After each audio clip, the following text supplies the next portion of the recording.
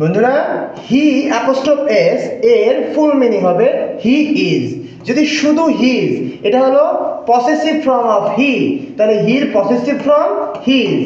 এরপরে হুজ, এটা হচ্ছে যে হু ইজ, তাহলে হু অ্যাপোস্ট্রোফ এস ফুল ফর্ম হচ্ছে হু ইজ।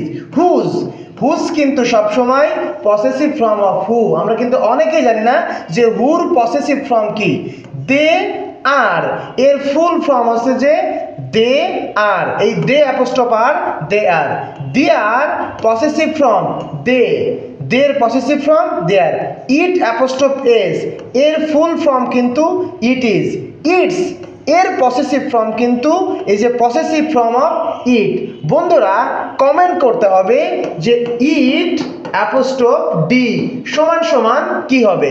অবশ্যই বন্ধুরা ইট অ্যাপোস্ট্রোফ ডি এটা কি হবে, আবার ইট অ্যাপোস্ট্রোফ ডি এইটা কি হবে, এটা কমেন্ট করতে হবে।